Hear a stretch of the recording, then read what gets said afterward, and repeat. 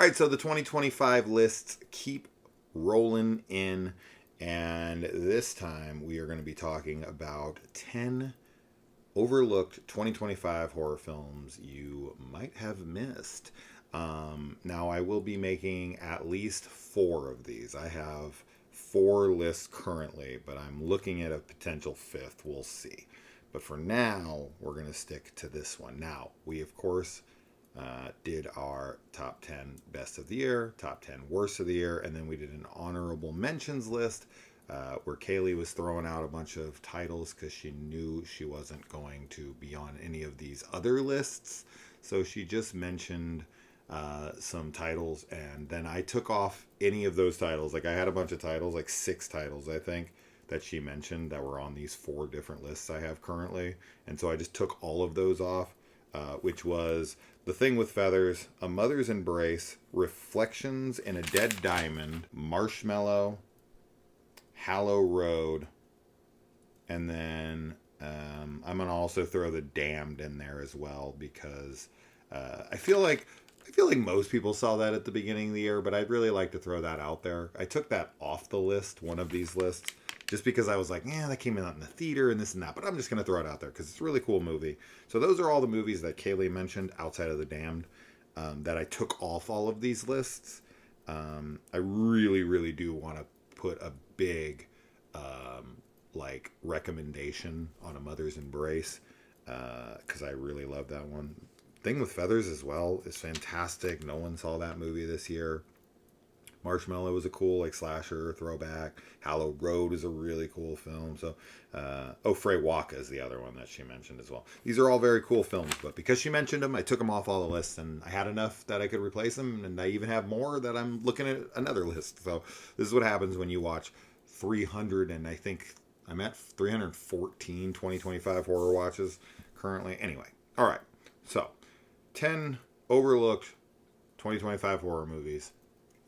Yeah, you guys might have missed. Some of you are like champions like me, and you watch everything and you'll be like, I saw that, I saw that, I saw that. But other people, they really just watch kind of like the theater releases and what has the buzz, and then kind of everything else slips by them. So I go off of that metric where I'm like, well, if it's a little bit smaller and I didn't hear a lot about it, that's what I go with. So with that out of the way, let's get to number 1 here.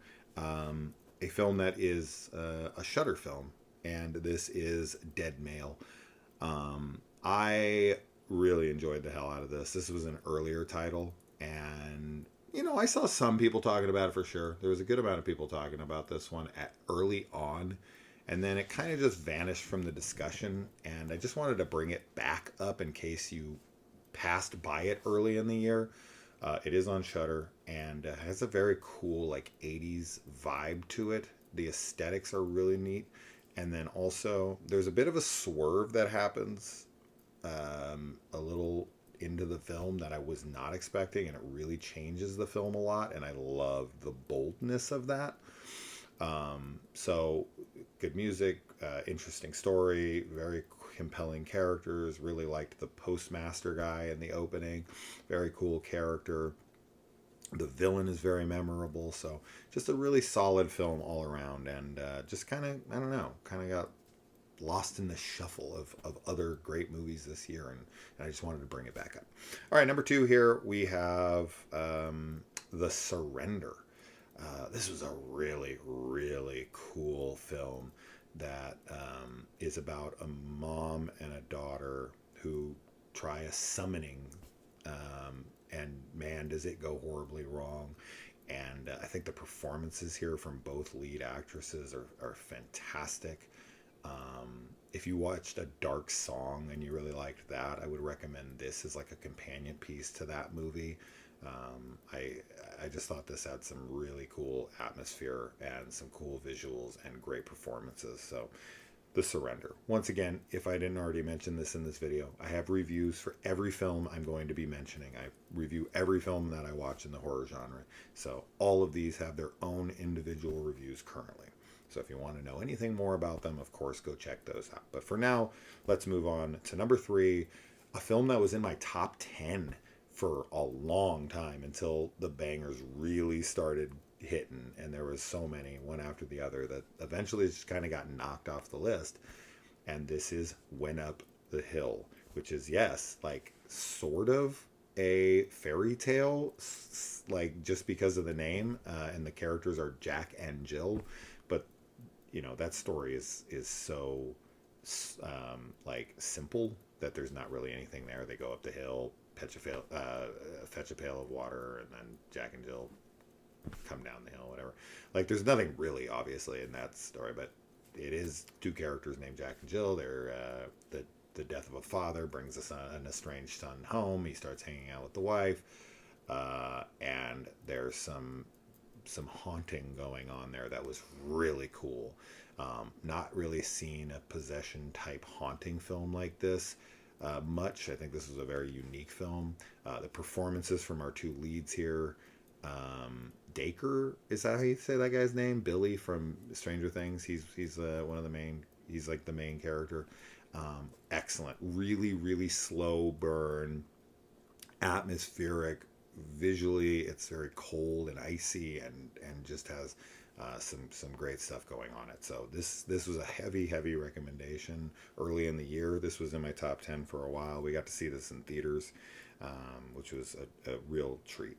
Okay, so next up, number 4 is actually something I haven't even reviewed yet, because this is the second to last film that I watched. I have like 3 films currently that I've watched and I have yet to review, and I'm going to do them all in like one big condensed year end, extravaganza, all the last films that I watched, and then I'm just going to move on from 2025. But I'm just trying to wrap up any of these films I might have missed. And this one is called Kill Me Again. This one came out of absolutely nowhere. The way I found this movie is I have all sorts of different tricks. I, of course, look for buzz online. I look for all sorts of different things, right? But this is the first time I ever went to IMDb. I went and I clicked on the horror category. Then I went to the year 2025, and then I put ratings, 1,000, at least 1,000 ratings in order. And then I scrolled down and I looked at everything I watched and anything that had like a decent title or poster or whatever, and I started clicking on things, and I saw this one had like a 5.7 or something, and it was called Kill Me Again, and I was like, what the hell's that? And I clicked on it, and I saw the premise real quick, and I was like, that sounds like it could be cool. So I popped it on. This is on Amazon Prime, and I really liked this a lot. I thought this was a very cool kind of time loop movie. You have a killer this time, a serial killer, who walks into a diner, and every time he let's just say he keeps having the same moment repeat. He keeps coming to the diner again and again. I'll let you guys see what happens and all of that.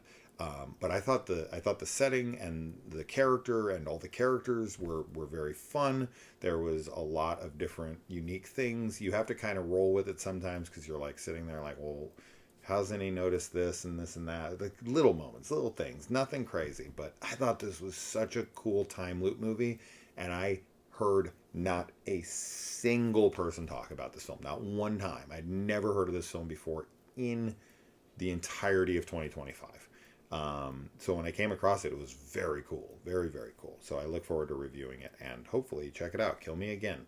If you like time loop movies and you want to see one from the killer's perspective, there you go. All right, next up, we have a found footage film. We didn't get a lot of found footage this year that I liked. I can only probably name 4 or 5 the whole year. This was a terrible year for found footage from what I saw. And I didn't see a ton because I didn't see anything that looked that great. But number 5 here is found footage, The Making of the Patterson Project. This was a very fun film. I really enjoyed the hell out of this. You have guys that are making this like Bigfoot like movie out in the woods, and it's a film crew. It's like a horror comedy kind of thing, and it gets pretty intense in the end. It actually goes pretty full-blown horror in the very last act, but everything leading up to that was like a lot of drama that created a lot of like tense comedy, and I thought the performances were good. I thought that all of this stuff in here was really, really fun. And then, as I said, it has a real strong finish and real intense, dark horror shit at the end. So yeah, one of the best found footage. I would say Strange Harvest and this and The Decedent. Those would be like probably my top three found footage films of the year. I didn't see really much else that I really all like, but we'll get to that other title here in a minute in a different video. All right, next up, this is one I actually saw at a festival, but then it dropped kind of quietly on, I think this might be on Prime, and this is A Fisherman's Tale. The reason I really liked this one is because this one kind of felt very like culturally relevant to where it was made, and it felt like I was getting kind of like a snapshot into that culture. Um, I thought this had an eerie atmosphere to it. Atmosphere is always going to be my key word that, you know, makes me really enjoy something. But I really liked um, I really liked the community in this. It felt very authentic. It felt like I was genuinely spending time with a village in a smaller, like, out of, you know, like distant country, something that I've never experienced in my personal life, like a little fishing village. There's a lot of like, drama going on between different kids that are fighting with one another, and there's these like tales of this entity that the fishermen fear, and there's just, yeah, it's got kind of like a good folk vibe to it in a way, almost like an urban legend thing, and I just dug it. I really thought it was a cool film, and once again, heard nothing about it. Number seven, fucking love this film. This is one I was raving about after I watched it. I saw a couple mentions of it from like, you know, lists from like reviewers that went to festivals. This got a good festival run. I think this is on Hulu, if memory serves. And this movie is called Sister Midnight. This was a very like dark comedy. Um, and it's about a woman who is in an arranged marriage, and they live in this really tiny, cramped shithole studio apartment, and he's always constantly off at work. He never wants to have sex with her. Her life is boring as shit. She's like a very, um, like, she's like a very, angry, person who is like a misanthrope. She like hates fucking everybody. She hates everyone around her, and but she like is so bored. She tries to befriend people, but she's a very awkward person. She doesn't really know how to talk to anybody. So she's just very straightforward and says like mean shit, but expects people to talk to her. It's a very like dark, weird comedy, but it goes into some really weird, dark horror places, and there's some use of certain like uh, like technology that you don't see much anymore, that I was not expecting in this movie at all. It's so randomly inserted, but in the best of ways. Such a unique film, such a fun experience. Yeah, high recommendation on Sister Midnight. If for some reason you probably have never even heard of it unless you follow this channel, because I reviewed it and was raving about it. So definitely check that out. All right, number 8 is a movie I just reviewed recently, and this is a this is a hard sell, as I said in my review, but this is a horror comedy slasher musical from Estonia. So this is Chainsaws Were Singing. This is a passion project from indie filmmakers who had not one fucking cent, and they spent months making this and then 10 years in post-production finishing it because they had no money, and they were just dedicated to finishing this thing. And then they've been shopping it around at 100 different film festivals for the last 2 years, and it finally got distribution. It's finally on VOD, and I thought it was charming as fuck. I thought it was so sweet and funny and ridiculous and over the top, and there was a lot of kills, and there's some bad CG, but there's also some decent like practical gore, and the characters have really funny moments. and the fuck face with the chainsaw. All that stuff is funny, and the recurring gag with the cars is funny, and it is in this, it's in Estonian, so it's, it is subtitled, and that unfortunately takes a little bit away from the music for me. But if you're not a musical fan at all, if you're not an independent film fan, if you like something like a Cannibal the Musical, right? It felt like in the vein of something like Peter Jackson's Bad Taste, or Sam Raimi's Evil Dead, just kind of that plucky, passionate spirit that's just like perseveres and makes this really cool, fun, small budget passion project like a Hundreds of Beavers or something. Like, I love this kind of stuff. This is like the kind of stuff that I always love to support. So if you missed Chainsaws Were Singing and that sounds up your alley at all, it is over 2 hours long as well. So it is a hard sell. A long horror comedy musical slasher in a different language that has no budget. I mean, you're the audience shrinks and shrinks and shrinks every time I add another element there. But I loved it. I had such a great time with it. I laughed a lot. I really liked the characters, Maria and Tom, and I just, yeah, good stuff all the way around. So if you missed it, check it out. Let me know.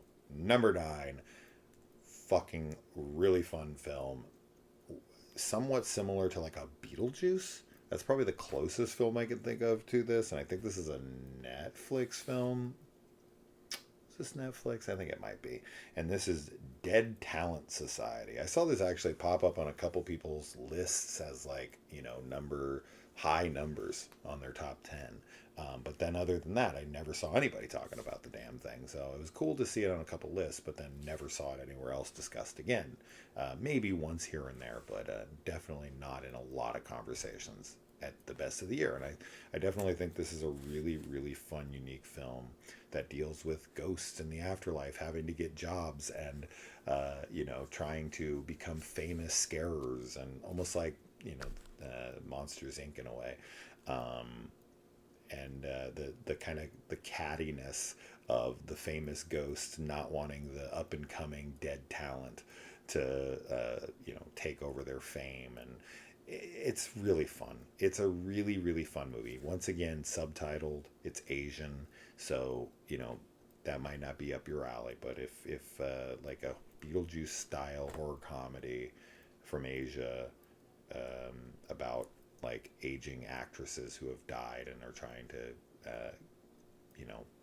stay. I think they're trying to like. It's been a while since I watched it now. We watched it earlier on in the year, but I think they're trying to like they're trying to avoid disappearing forever. Like, unless you stay relevant, your ghost like vanishes. You become nothing. Like, you vanish into the ether, and it's kind of like the death beyond the death. No one knows what happens beyond that death, so they have to once again fear dying, essentially, and non-existence. So that's what motivates them. Fun film. All right, last film here. Don't worry, many lists to come. But for now, let's talk about another Shudder film, another Asian Shudder film. And this one is Best Wishes to All, a very bizarre film with a message for sure that you have to analyze and try to figure out. I think I have a pretty decent grasp on what the movie was trying to say. But this is definitely one of those films that you have to be into some bizarro shit. Family like returns to this village, and they all have their kind of weird traditional customs, and there's something they find in this house that the person goes to. I think it's their like parents' house, and there's some. I'm not gonna get too into it, but yeah, this is a really cool film. When I watched it, I really enjoyed the shit out of it. These are all those movies that's like, I wish these could end up. I mean, if I did like a top 25 or something, these would potentially be in the running. But guys, I have 40 films I'm going to be telling you about, and that's on top of the probably at least 35, 40 other films Kaylee and I mentioned in our other bests of the year. So you're talking about like 80 films at least that I'm highly recommending. Not even just recommending, because I could make another list of like probably 40 or 50 films I watched this year that are like they're watchable.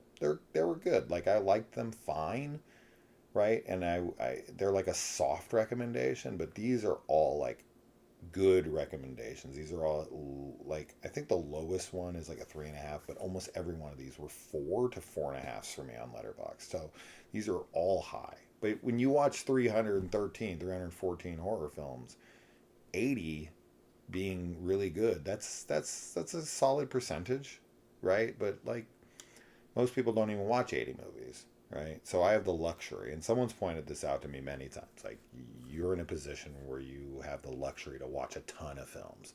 And that's why I do these lists, right? Is because I do have that luxury. And if you guys agree with me on films a lot, then I can just wade through the shit. Unfortunately, I can't keep up at this pace forever. I can only watch these like films like this for so long because unfortunately the channel isn't as successful as I'd love it to be. And for me to be able to do this as a job, if I could do this for a job, I'd watch 300 a year every year till I retired in like 30 fucking years from now.